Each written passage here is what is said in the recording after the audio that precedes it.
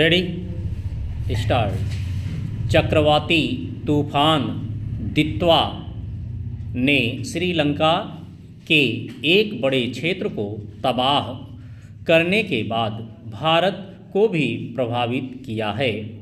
रविवार को तमिलनाडु पुडुचेरी तटरेखा के समानांतर इस तूफान से काफ़ी नुकसान पहुंचा है। जानमाल का नुकसान हुआ है। हजारों एकड़ की खेती तबाह हुई है। समग्र आकलन की ज़रूरत है, लेकिन पहली नज़र में कहा जा सकता है कि इस भयंकर तूफान ने श्रीलंका के साथ ही भारत के भी एक बड़े हिस्से में जनजीवन को प्रभावित किया है। तेज़ हवाओं के साथ ही भारी बारिश का क्रम जारी है। यह केवल उम्मीद ही की जा सकती है कि जान माल का नुकसान कम से कम होगा। शनिवार से ही यातायात पर असर पड़ा है। चेन्नई हवाई अड्डे ने रविवार के लिए निर्धारित 47 उड़ानें रद्द कर दीं, जिनमें 36 घरेलू और 11 अंतर्राष्ट्रीय उड़ानें शामिल हैं। भारत मौसम विज्ञान विभाग ने चेतावनी जारी कर रखी है और अभी जल्दी राहत की उम्मीद नहीं है। स्थिति सामान्य होने में 2 दिन का समय लग सकता है। यह बताना मुश्किल है कि दित्वा तूफान कहां जाकर थमेगा। मौसम विभाग को आशंका है कि इस तूफान का असर आंध्र प्रदेश के साथ ही पश्चिम बंगाल पर भी पड़ सकता है। सबसे ज़्यादा नुकसान तो श्रीलंका में हुआ है। आशंका है कि यह श्रीलंका में इस सदी का सबसे खतरनाक तूफान साबित हो सकता है।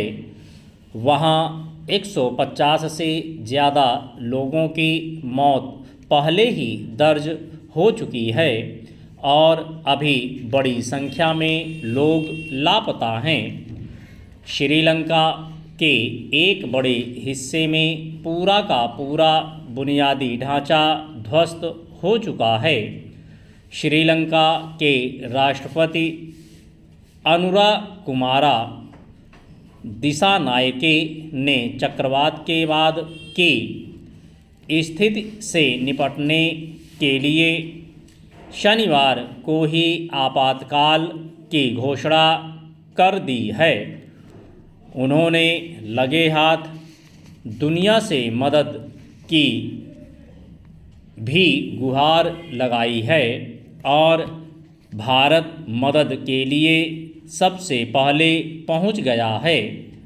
अभी श्रीलंका की अर्थव्यवस्था की स्थिति वैसे ही नहीं अच्छी है और जिस तरह की भारी तबाही वहां हुई है, इस देश को उबरने में महीनों लग सकते हैं।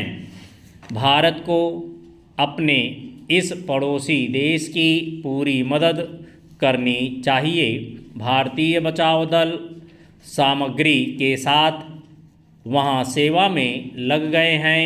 ऐसे तूफान इतने खतरनाक होते हैं कि इनसे बचने के लिए द्वीपीय देशों में बचाव के विकल्प बहुत कम हैं।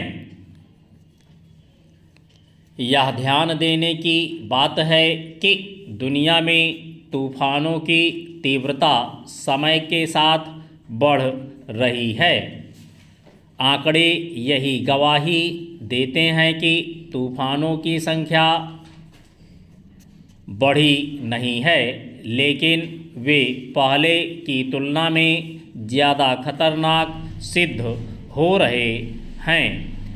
पृथ्वी की सतह पर